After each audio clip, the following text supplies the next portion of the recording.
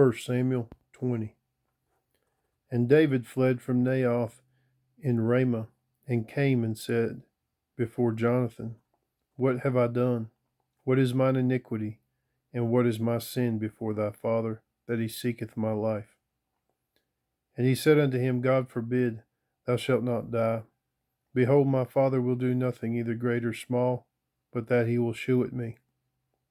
And why should my father hide this thing from me? It is not so. And David sware moreover, and said, Thy father certainly knoweth that I have found grace in thine eyes. And he saith, Let not Jonathan know this, lest he be grieved. But truly as the Lord liveth, and as thy soul liveth, there is but a step between me and death. Then said Jonathan unto David, Whatsoever thy soul desireth, I will even do it for thee. And David said unto Jonathan, Behold, tomorrow is the new moon, and I should not fail to sit with the king at meat. But let me go, that I may hide myself in the field unto the third day, at even. If thy father at all miss me, then say, David earnestly asked leave of me, that he might run to Bethlehem his city, for there is a yearly sacrifice there for all the family.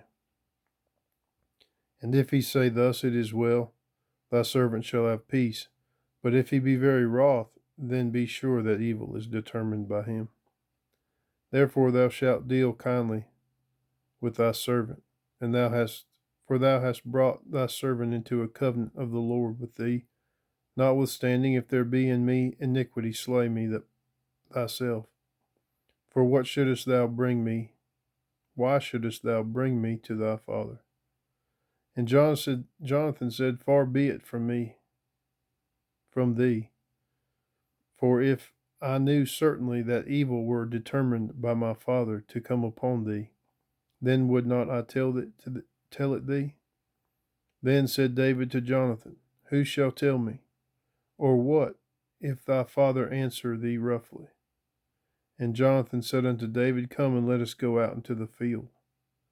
And they went out both of them into the field. And Jonathan said unto David, O Lord God of Israel, when I have sounded my father about tomorrow, any time, or the third day, and behold, if there be good toward David, and then I sin not unto thee, and shew it thee, the Lord do so, and much more to Jonathan. But if it please my father to do thee evil, then I will shew it thee, and send thee away, that thou mayest go in peace, and the Lord be with thee, as he hath been with my father. And thou shalt not only while yet I live shew me the kindness of the Lord, that I die not, but also thou shalt not cut off thy kindness from my house forever. No, not when the Lord hath cut off the enemies of David, every one from the face of the earth. So Jonathan made a covenant with the house of David, saying, Let the Lord even require it at the hand of David's enemies. And Jonathan caused David to swear again, because he loved him, for he loved him as he loved his own soul. Then Jonathan said to David, Tomorrow is the new moon, and thou shalt be missed, because thy seat will be empty. When thou hast stayed 3 days, then thou shalt go down quickly and come to the place where thou didst hide thyself when the business was in hand, and shalt remain by the stone Ezel. And thou wilt shoot 3 arrows on the side thereof, as though I shot at a mark. And behold, I will send a lad, saying, Go, find out the arrows. If I expressly say unto the lad, Behold, the arrows are on this side of thee, take them, then come thou, for there is peace to thee, and no hurt, as the Lord liveth. But if I say thus unto the young man, Behold, the arrows are beyond thee, go thy way, for the Lord hath sent thee away. And as touching the matter which thou and I have spoken, behold, the Lord be between thee and me forever. So David hid himself in the field. And when the new moon was come, the king sat him down to eat meat. And the king sat upon his seat as at other times, even upon a seat by the wall.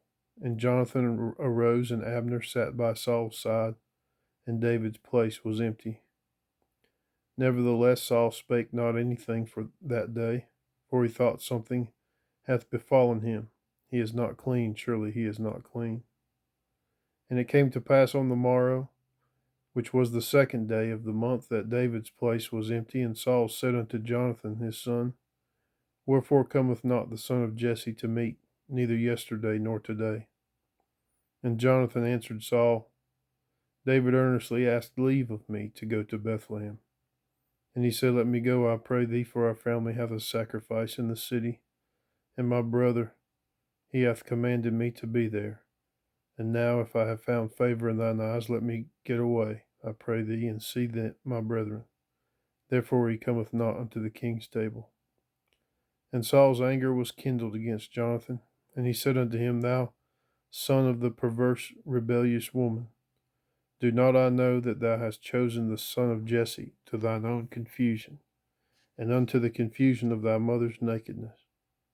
For as long as the son of Jesse liveth upon the ground, thou shalt not be established, nor thy kingdom.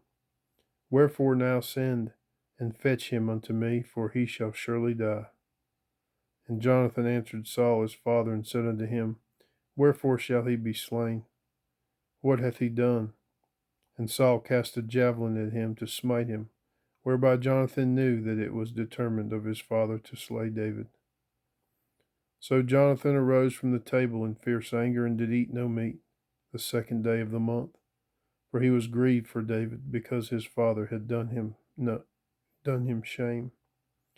And it came to pass in the morning that Jonathan went out into the field at the time appointed with David, and the little lad with him. And he said unto his lad, Run, find out now the arrows which I shoot. And as the lad ran, he shot an arrow beyond him. And when the lad was come to the place of the arrow which Jonathan had shot, Jonathan cried after the lad and said, Is not the arrow beyond thee? And Jonathan cried after the lad, Make speed, haste, stay not. And Jonathan's lad gathered up the arrows and came to his master. But the lad knew not anything, only Jonathan and David knew the matter. And Jonathan gave his artillery unto the lad, and said unto him, Go, carry them to the city. And as soon as the lad was gone, David arose out of a place toward the south, and fell on his face to the ground, and bowed himself 3 times. And they kissed one another, and wept one with another, until David exceeded. And Jonathan said to David, Go in peace, for as much as we have sworn both of us in the name of the Lord, saying, The Lord be between me and thee, and between my seed and thy seed forever. And he arose and departed, and Jonathan went into the city.